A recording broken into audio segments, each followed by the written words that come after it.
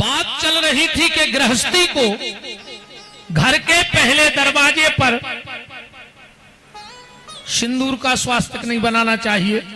आप अपने पूजा के कक्ष में जरूर स्वास्तिक बना सकते हो सिंदूर का, क्योंकि भजन बढ़ेगा वहां, पर गृहस्थी का धन बढ़ना चाहिए। तो धन कैसे बढ़ेगा? सिंदूर में नहीं बढ़ेगा, वो तो भजन बढ़ेगा उस घर का। तो गृहस्थी को घर के प्रमुख दरवाजे पे ध्यान से सुन लेना और देख लेना। आप गाय के दूध में हल्दी मिला करके और गुरुवार के दिन स्वस्तिक बनाना चाहिए, उस घर में धन की वर्षा होने लगती है। गाय के दूध में हल्दी मिला के सांतिया बनाना चाहिए, क्योंकि गाय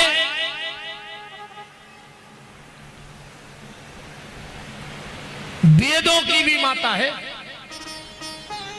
हाँ, भगवान कृष्ण की भी आराध्या है। उस घर में धन की कमी नहीं होती जिसके घर में गाय के दूध में हल्दी मिलाकर के स्वस्तिक बने हो।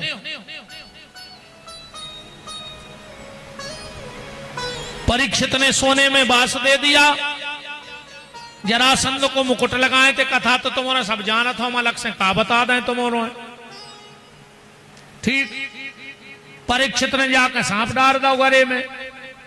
श्रृंगी ऋषि ने श्राप दे दी, श्रमिक के गले में डारो। श्रृंगी ने श्राप दी। गौरमुख नाम के लड़का ने आकर परीक्षित को बता दी।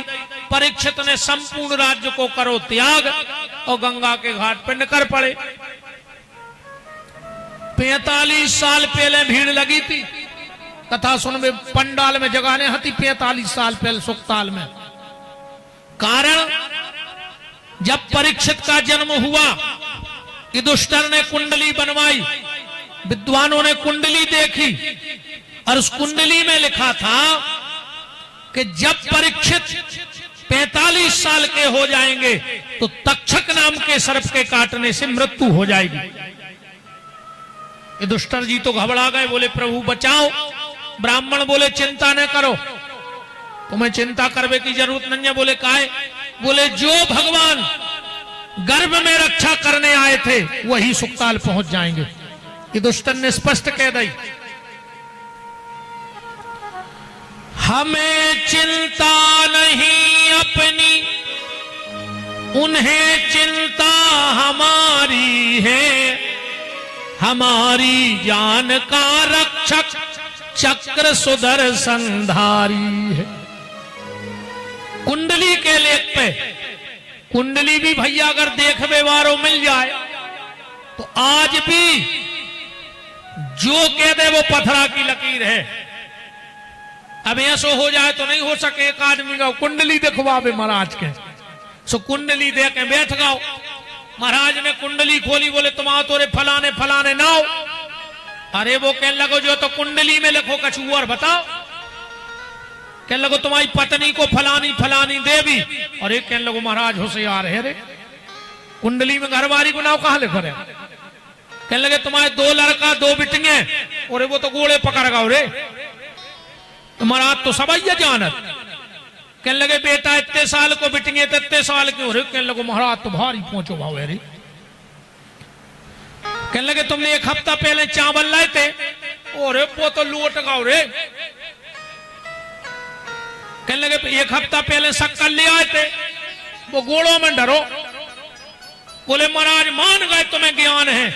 महाराज बोले अब की जब कुंडली दिखावे आओ सो कुंडली ले अज्जो, जो परमट घरे इधर अज्जो, वो परमट लेके पहुंचो। अब जो सब तो परमट में लिखो रे, बताओ नहीं लिखो रे कि जो सब तो परमट में लिखो रे। बोलो वृंदावन बिहारी लाल की जय। उते से कानों कान खबर फैल गई कि 45 साल बाद भगवान गंगा के घाट पर प्रकट हुई हैं। बड़े बड़े यमलात्मा महात्मा साधु संत योगी अति तपस्वी गुफाएं छोड़ छोड़ गंगा को भगन लगे। बोले काहे? बोले हमें मिले चाहे न मिले, पर परीक्षित को तो मिले, तो उनके संगे हम सबको दर्शन हो जाए। उनके साथ साथ हमें भी दर्शन हो जाएगा। तो 45 साल पहले भीड़ लग गई और आज की हालत जा है कि जनता सोचा था महाराज नर्रियान लगते तो हम कंगा ढूंढन लगते, और महाराज सोचा था 10-20 बेच जाते तो फिर हम न करते, अब हम आई जैसो का करे थे, है ना।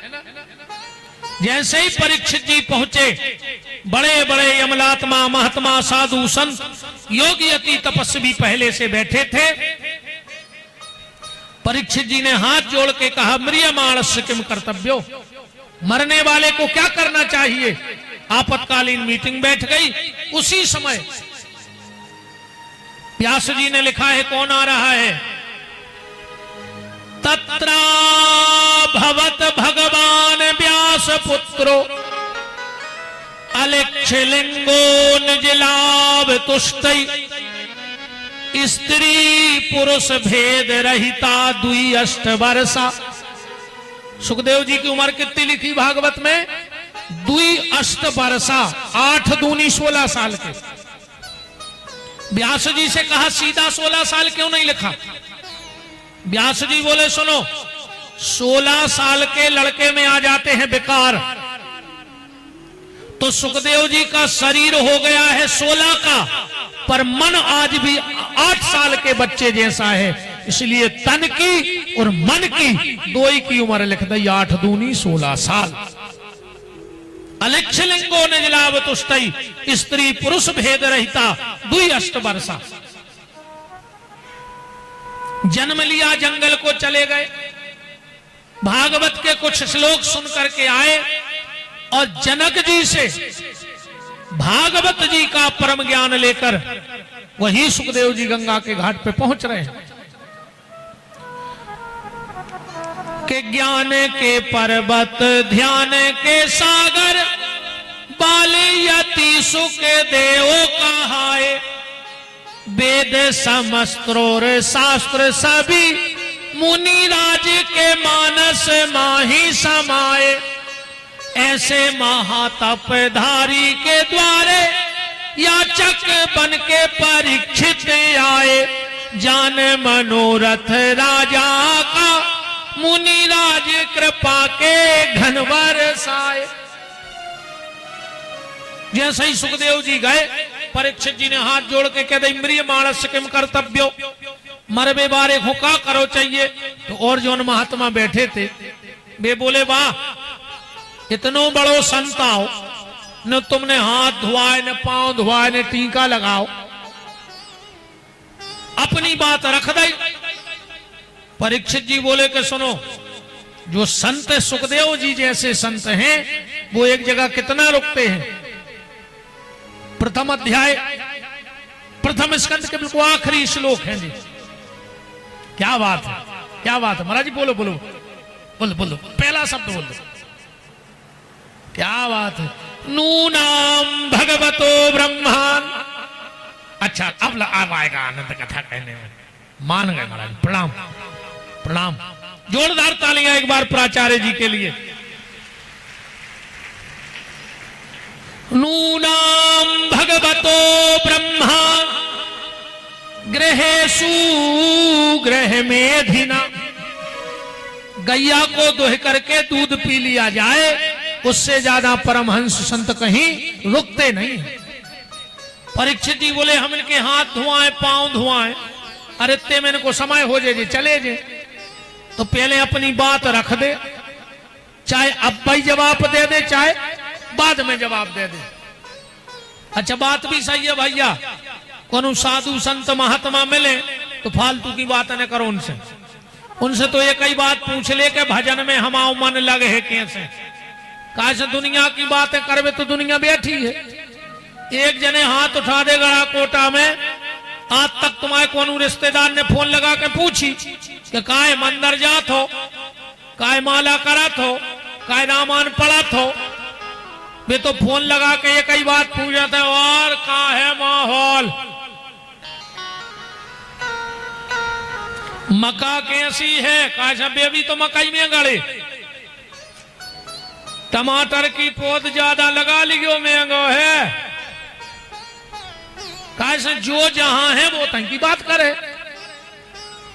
किसी ने पूछा तेरा परिवार कितना है, किसी ने पूछा तेरा मालोजार कितना है, पर किसी ने ये नहीं पूछा कि प्रभु से प्यार कितना है। ये तो कोई संत, कोई महात्मा ही बता सकते हैं और कोई बताने वाला नहीं है।